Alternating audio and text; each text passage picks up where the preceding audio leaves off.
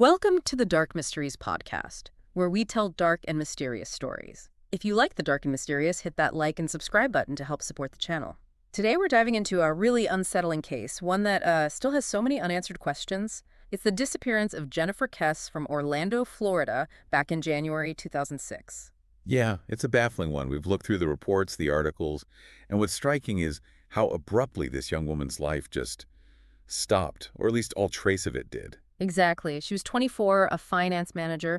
The picture painted is someone really successful, vibrant, loving family, friends, good job. And she just bought her own condo. In a gated community, no less. Everything seemed, well, pretty perfect on the surface. So let's maybe walk through the timeline. She'd just gotten back from a trip, right? St. Croix with her boyfriend. That's right. They returned on Sunday, January 22nd. Monday the 23rd was just a normal workday for her. She made calls, talked to her family, her boyfriend. And that call with her boyfriend, Robert, around 10 p.m. on Monday night, that was the last time anyone actually heard from her. That seems to be the case. Just a regular evening call, and then nothing. Which brings us to Tuesday, January 24th. The alarm bells started ringing pretty quickly, didn't they? They did. First, she didn't call her boyfriend in the morning, which was apparently unusual for them. Then, the big one. She didn't show up for work. And she wasn't the type to just not show up. No, not at all. Her colleagues knew something was wrong almost immediately and contacted her parents. That reliability, that consistency, it actually worked against whoever might have been involved because people knew instantly it wasn't like her. So her parents drove straight over from Tampa. That must have been an agonizing drive. Absolutely. And when they got to her condo, using their key, it was eerie. How so? Well, things looked mostly normal. Like she'd started her morning routine. There was a damp towel, maybe some clothes out, suggesting she was getting ready for work. But she wasn't there. No. And crucially, certain things were missing. Her keys, her cell phone, her purse, an iPod she apparently always carried. And her car. Her Chevy Malibu. Yes, the car was gone too. So it wasn't like she just stepped out for a moment. Her essential items, the things you'd need to leave, were gone with her. Which strongly points away from her just, deciding to take off. It really does. It's just something unplanned, maybe even forced. Then the car turns up, but not right away. No, it took 2 days. They found the Chevy Malibu abandoned about a mile from her condo, parked outside a different apartment complex. And this is where we get that incredibly frustrating piece of evidence, or lack thereof, the security footage. Ugh, yes. Security cameras at that complex caught someone parking Jennifer's car around noon on Tuesday, the day she disappeared. You think, okay, finally, a lead. But no, the footage is apparently notoriously grainy. Extremely. And the person parking the car is obscured by the gate's fence posts as they walk away. You can't make out any facial features, barely even their build, clearly. I think I read someone called them the luckiest person of interest ever. That sums it up perfectly. Yeah. All they could really estimate was a height, maybe 5'3" to 5'5", and maybe, based on the clothes, that they could have been a painter or some kind of worker. But it's pure speculation. So a potential suspect, caught on camera but completely unidentifiable, that's deeply frustrating. And the car itself didn't offer much more. They found a latent print, apparently, but it was too small, not enough detail to be matched to anyone. And nothing valuable was taken from the car. Correct. Which makes robbery seem unlikely as the main motive. It points towards something else, something perhaps more personal or targeted. So the investigation naturally looked at people she knew first. Standard procedure. They looked into an ex-boyfriend, a colleague who might have been interested in her. Her brother and boyfriend even did some digging on their own regarding the ex. But these leads didn't pan out. No, everyone they looked at initially was eventually cleared, which, just makes the pool of possibilities wider and murkier. And all this time, her phone remained off, her credit cards unused. Complete silence. The phone was turned off shortly after her disappearance, and none of her cards ever showed any activity. It's like she vanished into thin air, leaving no digital or financial trail. That just screams something awful happened. You don't just drop off the grid like that voluntarily when you have a life like hers. It's highly indicative of foul play, yes. Someone likely took control, preventing her from using her phone or accessing her money. There's a quote you pulled from an Orlando police detective, Teresa Spurg. She called it an unimaginable nightmare for the Kesse family. And it truly has been. We're talking almost 2 decades now. 19 years. It's hard to even fathom. 19 years without knowing what happened to your child. The search has been relentless, though. Thousands of tips have come in over the years. They even brought in NASA at one point, hoping they could somehow enhance that grainy surveillance footage. Did that work? Unfortunately, no. Even advanced technology couldn't pull a clear image from it. And the Kesse family, their dedication is just incredible. They've poured their life savings into this. I read something like $700,000. Over that, yeah.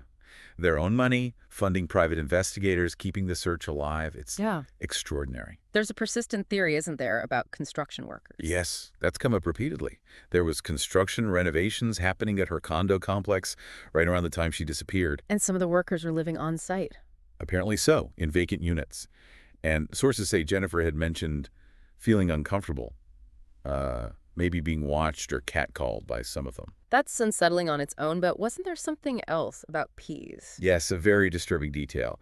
A set of master keys for the complex allegedly went missing around that same time frame. It raises the possibility that someone could have gained access to her apartment easily. And her brother had some run-ins with workers afterwards. Logan, her brother, yeah. He apparently confronted some workers while searching in the days after she vanished and felt they were being uncooperative, possibly hiding something. It adds to that suspicion. The family's private investigator had a pretty specific scenario in mind involving them, didn't he? Michael Toretta, yes. He theorized that she might have been attacked right as she was locking her front door that morning, perhaps grabbed by workers living in a unit across the hall. And dragged into their apartment. That's horrifying. It is. But it's important to note there's been conflicting information there. Jennifer's father, Drew, has mentioned that scent dogs were brought in, and they didn't alert to Jennifer's scent inside that specific vacant unit. Okay, so that complicates that particular theory. It's not clear-cut. Exactly. Circumstantial evidence points fingers, but the lack of direct forensic evidence, like the scent dogs not hitting, makes it hard to confirm that specific scenario. This is another frustrating aspect of this case. The family has also been quite vocal about their frustrations with the initial police response, haven't they? They have. They felt, especially in those critical first hours and days, that the case wasn't taken as seriously as it should have been, perhaps because she was an adult missing person, not a child. And Florida law at the time didn't help. Right. The laws surrounding missing adults weren't as robust then. Jennifer's case, along with Tiffany Sessions, actually helped spur changes, leading to the Jennifer Kesse and Tiffany Sessions Missing Persons Act, a necessary change, but too late for Jennifer. That perception of inaction, or maybe lack of urgency, led them to take a pretty drastic step later on. They sued the Orlando Police Department, not for money, but to gain access to the complete case files, hoping to find something, anything, that might have been missed. And they got him. They did, after a legal battle and at significant cost. Thousands of pages of documents, hours of audio and video, 16,000 pages, I think the figure was. And did they find anything? Or was it more about what they didn't find? It seems it was partly the latter. They uncovered what they described as a huge gap in the investigation records. Apparently, there was virtually no documented investigative activity between late 2012 and 2019. 7 years with no recorded work being done. That's what the family reported finding, or rather not finding. It understandably fueled their frustration and feeling that the case had gone completely cold within the department. Wow. But there's been some movement more recently. The FDLE got involved. Yes, since 2022, the Florida Department of Law Enforcement has stepped back in. They're reportedly working with the family's PI team, retesting evidence, maybe using newer techniques, re-interviewing people. It's offered a renewed sense of hope, however tentative. It must be such an emotional roller coaster for the family. Drew Kesse, her dad, has spoken about his own theories changing over time. He has. He apparently considered human trafficking early on. More recently, he's expressed the heartbreaking belief that, well, that Jennifer likely isn't alive anymore. But her mother holds on to hope. Joyce, yes. She maintains hope that Jennifer might still be found alive someday. It just shows the different ways people cope with that kind of enduring uncertainty. Yeah. There's no right or wrong way. So after 19 years, countless theories, private investigations, legal battles, renewed police efforts, we're still left with a profound mystery. We are. No arrests, no definitive answers.